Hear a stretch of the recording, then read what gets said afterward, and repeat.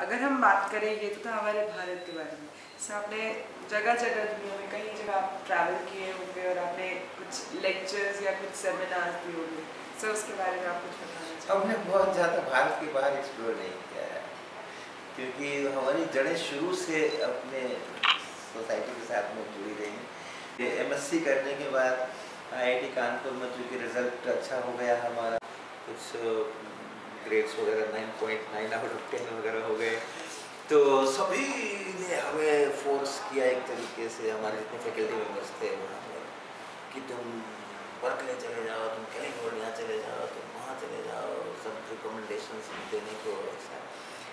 लेकिन मैंने निर्णय ले लिया कि नहीं, मुझको यहीं पे पीएचडी करना है, आईआईटी कानपुर में ही पीएचडी करना है। पीएचडी खत्म करने के बाद फिर से पोस्ट डॉक्टरल के लिए बाहर जाओ और बड़े इंस्टीट्यूशंस में जाओ, लेकिन हमने फिर से निर्णय लिया कि नहीं, मुझको वापस जा कर के पहले 15 साल में पटना साइंस कॉलेज में ही वापस जा कर के मैंने वहाँ पर पढ़ा। तो बहुत ज़्यादा वो इंटरनेशनल रिसर्च कम्युनिटी के साथ में मैंने अपना जोड़ा नहीं गया। तो अब रिसर्च के कारण तो जुड़ ही जाता है, जो हमारे पीएचडी स्टूडेंट्स होते हैं उनको पोस्ट डॉक के लिए हम भेजते हैं बाहर। तो ये है। सब बात करते हैं आपके कुछ प्रोजेक्ट्स की, जैसे कि हमें प्रत्युष ने बताया कि आपके कुछ ही अभी प्रोजेक्ट्स में एक है डाइल्यूट मैग्नेटिक सेमीकंडक्टर। हाँ, तो आप कुछ बताना चाहेंगे अपने इस प्रोजेक्ट और कुछ प्रीवियस प्रोजेक्ट्स के बारे में? कई तरह के काम हमने किए, तो हरफन मौला टाइप का रहा ना मेरा, जिसमें आनंद आओ वो आए वो काम करो, ये न सोचो कि इसका रिजल्ट क्या होने वाला और इससे मुझे क्या मिलने वाला है, मैं इससे कहाँ तरक्की करके जाऊँगा और क्या होगा, ये बिना सोचे हुए जिस काम को करने में मज़ा आए, जिसको करने में आनंद आए वो कर। तो रिसर्च के फील्ड में भी मेरा एक क्रिटिसिज्म यही है कि किसी एक चीज़ पर फोकस नहीं किया तुमने, हमेशा 2 साल के बाद तुम कुछ ना कुछ बदल देते हो। तो हमने डाइल्यूट मैग्नेटिक सेमीकंडक्टर्स पर भी काम किया, हमने मैग्नेटिक नैनो पार्टिकल्स पर भी काम किया, हमने जो जियोलॉजी में जिसको कहते हैं टाइम बाउंड्रीज, जो अपना यहाँ अर्थ का जो पूरा लाइफ साइकिल है उसको जियोलॉजी में कुछ कुछ जोन्स पे बांटा हुआ है टाइम में, तो कुछ ऐसे इवेंट्स होते हैं कभी कभी जो कि एक एरा को दूसरे एरा से एकदम सेपरेट करते हैं, जैसे जो डायनासोर्स वगैरह जिस समय में ख़त्म हुए थे, तो उस समय में एक बड़ा मेटेराइट आकर के गिरा और उसने 50% ऑफ लाइफ ख़त्म कर दी यहाँ से। तो उसके पहले को एक कहते हैं क्रिटेशियस पीरियड करते हैं, उसका टर्शियरी पीरियड करते हैं, तो ऐसा ये टाइम बाउंड्रीज है। तो हमने कुछ टाइम बाउंड्रीज के ऊपर काम किया, हमने वो समय के 64 मिलियन ईयर्स पुराने वो रॉक्स इकट्ठे किए और उस पर भी काम किया। फिर जो मीटेराइट्स फॉल होते रहते हैं, हमने उसके ऊपर भी एक दफ़ा काफ़ी सारा काम किया, उसके क्लासिफिकेशंस कैसे होते हैं, कहाँ से एस्टेरॉइड से कैसे आते हैं, तो थोड़ा जियोलॉजी के अंदर भी हमने काम किया। फिर हमने जो आयंस अभी जो लेटेस्ट में अभी जिस पर ज़्यादा काम कर रहा हूँ, जो आयन एक्सेलरेटर होते हैं जिनमें कि हम आयंस को एक्सेलरेट करते हैं, हाई स्पीड देते हैं और उसके बाद उससे बम्बार्ड करते हैं चीज़ों को और वहाँ उस मटेरियल का मॉडिफिकेशन करते हैं by giving this energy to this. तो आयन भी आज मेरा लेक्चर भी इसी पर आने वाला है, तो अभी हम इसके ऊपर कुछ काम कर रहे हैं। तो हमारे समझो मेरा हर पीएचडी स्टूडेंट कुछ नया काम करता है। बिल्कुल आपने गुंजाइश ही नहीं रखी है कि कोई आपका पीएचडी का स्टूडेंट पिछले पीएचडी स्टूडेंट से कॉपी कर रहा है। सो ये आपने बहुत ही अच्छी बात करी है, क्योंकि एक टीचर की आपने पूरी रिस्पॉन्सिबिलिटी की है कि हर स्टूडेंट को पिछले के साथ साथ कुछ नया और सीखने को मिले। सर ऐसे ही बात करते हैं, थोड़ा सा आप और कुछ बताना चाहेंगे इन प्रोजेक्ट्स के बारे में? क्योंकि सर जो जैसे हमारे भी कॉलेज में बीटेक के स्टूडेंट्स हैं, 4th ईयर में हमें भी प्रोजेक्ट्स करना होता है, तो आप कुछ टॉपिक्स वगैरह रिकमेंड करना चाहेंगे? हाँ, मैं क्योंकि साइंस करता हूँ, इंजीनियरिंग काम कर पाता हूँ, तो साइंस के प्रोजेक्ट्स करता हूँ, तो उसको करता तो हूँ, कनेक्ट करता हूँ, लाइफ से कनेक्टेड होता है, लेकिन इंजीनियरिंग के स्टूडेंट्स होने के नाते ज़्यादा अपॉर्चुनिटी है आप लोगों के पास में कि हम इस तरह के प्रोजेक्ट्स लें जो कि हमारी जो प्रॉब्लम्स हैं, सोसाइटी के प्रॉब्लम्स हैं, उसको कनेक्ट करें। Energy is one, right, energy is one. अब हमारे IIT कानपुर के पास जो गांव हैं उनके अंदर में बिजली नहीं रहती है। बहुत सारे घरों में कनेक्शंस नहीं लिए हुए हैं, बिल पे नहीं कर सकते। बहुत सारे घरों में वो इलीगल, वो जिसको कटिया बोलते हैं उत्तर प्रदेश में, ऐसा फंसा देते हैं उसमें तार में, और वहाँ से तो बहुत सारे घरों में वैसा चलता है। लेकिन बहुत सारे घर ऐसे हैं जिसमें कि बिजली का कनेक्शन ही नहीं लिया हुआ है और ना वो इलीगल लेते हैं। वो डिबरी की लाइट के अंदर में बच्चे पढ़ते हैं, उसी के अंदर में महिलाएं खाना बनाती हैं, उसी के अंदर सब काम उसके अंदर होता है। घर जो होते हैं वो इतने अंधेरे होते हैं कि दिन में भी उसमें रोशनी नहीं जाती है। तो क्या हम ऐसा कोई चार्जर डिज़ाइन कर सकते हैं कि अगर हमने एक बैटरी प्रोवाइड की, और LEDs आजकल बहुत कम पावर लेती हैं, तो लेकिन उस बैटरी की चार्जिंग होनी है। Solar is not a good solution. Solar panels वगैरह, जो सोलर इफिशिएंसी अभी भी कम है, कॉस्टली है, और उसके बाद फिर क्लाइमेट डिपेंडेंट है। तो क्या हम कुछ ऐसा चार्जर डिज़ाइन कर सकते हैं जो कि मैकेनिकली ड्रिवन हो, जिसको कि घर में अगर 6 लोग हैं, 5 लोग हैं, तो सबने 15-15 मिनट तो साइकिल चलाई और उसकी बैटरी जो है वो चार्ज हो गई अगले 1 दिन के लिए या 2 दिन के लिए। तो इस तरह के कोई प्रोजेक्ट्स हम ले सकते हैं क्या? तो ऐसा जो सीधा सीधा अपने लोगों की समस्याओं को टच करता है। पेपर रिसाइकलिंग का हम प्रोजेक्ट ले सकते हैं क्या? क्योंकि बड़े इंस्टीट्यूशंस के अंदर में पेपर बहुत बर्बाद होते हैं। यहाँ का मुझे पता नहीं है, लेकिन IIT के कानपुर के अंदर में बहुत पेपर बर्बाद होते हैं।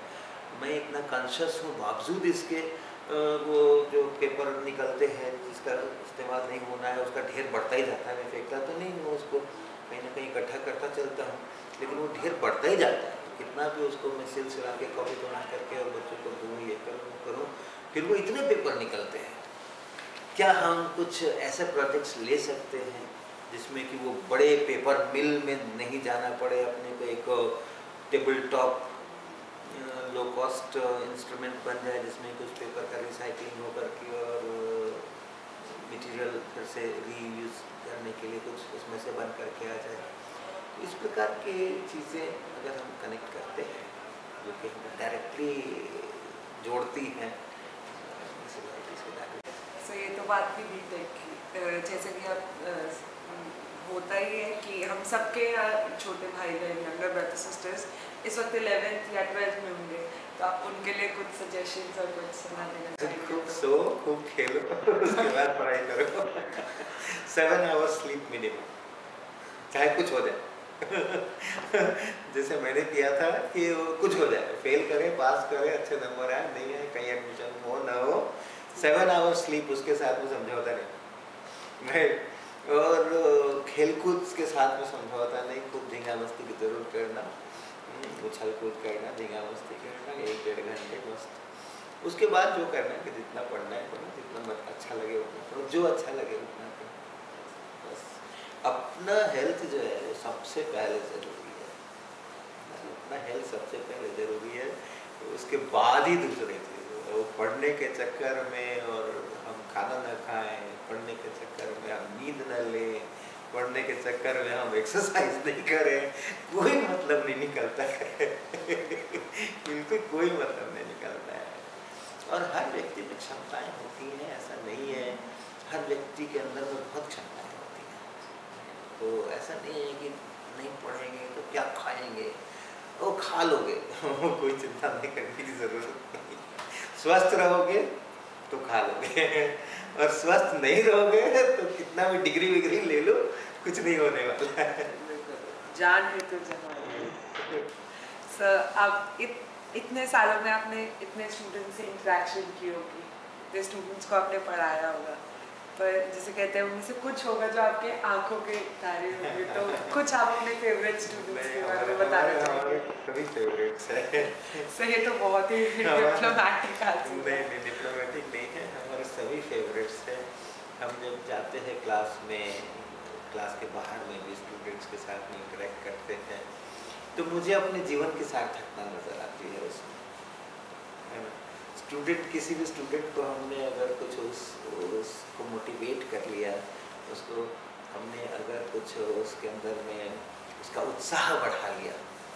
सब्जेक्ट पढ़ाना कोई बड़ी चीज़ नहीं होती है, सब्जेक्ट तो क्या है, कोई भी पढ़ा सकता है, बच्चा अपने से भी पढ़ सकता है, कर सकते हैं। तो सब्जेक्ट पढ़ाना तो अपने आप में ठीक है, लेकिन उसके उत्साह को बढ़ाना, उसके अंदर में एक ऐसा लाना कि हाँ मैं कुछ कर सकता हूँ, मैं कुछ करूँगा, ये बहुत ज़रूरी होता है। और एक शिक्षक होने के नाते मेरी हमेशा कोशिश होती है हर स्टूडेंट के साथ में ऐसा करने की। उसके बाद कुछ स्टूडेंट्स होते हैं जो मुझे फीडबैक देते हैं, कुछ होते हैं जो नहीं देते हैं, लेकिन मेरे लिए सभी आंखों के तारे थे। तो बस जैसे कि अब समय थोड़ा बढ़ रहा है, तो मैं आपसे आखिरी प्रश्न ये पूछना चाहूँगी कि आप कुछ कहना चाहते हैं हमारे JUTV स्टूडेंट्स, मैनेजमेंट या स्टाफ या as a whole student community को, आपका सोसाइटी के साथ में कनेक्टेड हो, सोसाइटी के साथ में कनेक्टेड हो। आप अच्छे इंस्टीट्यूशन में हो, आप बड़े इंस्टीट्यूशन में हो, आपके पास बहुत सारा इंफ्रास्ट्रक्चर अवेलेबल है, तो अपने में इतना स्किल डेवलप इस समय में करना और उस स्किल का बाद में उपयोग करते समय भूलना नहीं कि इट्स तुम्हारे ऊपर बहुत बड़ा फेवर किया है इस पूरी सोसाइटी ने, उसके लिए काम करना और उसके लिए अपनी क्षमताओं को बढ़ाना, इस पीरियड का मतलब जितना बढ़ा सकते हैं उतना बढ़ाना। अपना सिलेबस, टीचर्स जो पढ़ाते हैं, अपना जो कोर्स है, इम्तहान है, उसको बहुत अच्छी तरीके से तैयार करना, बहुत अच्छी तरीके से लाना, क्योंकि कोई भी अच्छा काम करोगे तो जो प्रचलित मापदंड हैं सक्सेस के, उस पर अच्छा उतरना भी जरूरी है, वरना तुम्हारे कोई सुनेगा ही नहीं, है ना। तो जो ग्रेड्स लाने हैं, ये करना है, वो करना है, लेकिन ये सुपरफिशियल है, ये सारे ग्रेड पेड सब सुपरफिशियल है। मैंने स्कूल के अंदर में अगर 30% नंबर लाया था, तो आज उसका कोई महत्व नहीं है, और मैंने अगर IIT के अंदर में 9.9 का ग्रेड लाया था, तो भी आज उसका कोई महत्व नहीं है। आज मैं क्या कर रहा हूँ, कितना सफल जीवन, अपने जीवन को सफल बना रहा हूँ, ये मेरी इस पर डिपेंड करता है कि मेरे में क्षमता कितनी है डिलीवर करने की। वो 9.9 का ग्रेड कार्ड मेरे लिए आज की तारीख में उपयोगी है, और न वो 30% वाला ग्रेड कार्ड मेरे आज के लिए मुझे कोई अवरोध पैदा कर रहा है। तो वो क्षमताएं विकसित होनी चाहिए, अधिक से अधिक क्षमताएं विकसित होनी चाहिए। तो ये ग्रेड्स वगैरह जो है वो सुपरफिशियल है, इग्नोर नहीं करना है इसको, इग्नोर नहीं करना, क्योंकि सोसाइटी तुम्हारी बात सुनेगी तभी, जबकि जो सोसाइटी के अपने प्रचलित मापदंड है उस पर आप खड़े उतरोगे, तो इग्नोर नहीं करना उसको, बट उससे आगे बढ़ना, जितना सीख सकते हैं, जितना स्किल डेवलप कर सकते हैं, और बाद में जब यहाँ से निकले तो उसका उपयोग करना पूरी सोसाइटी के लिए।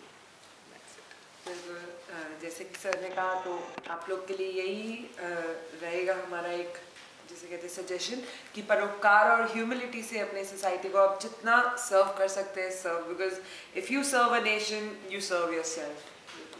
धन्यवाद सर, ये टाइम जो हमने आपके साथ बिताया बहुत ही अनमोल था, और मुझे भी अच्छा लगा बात करके। बिल्कुल हमें याद रहेगा।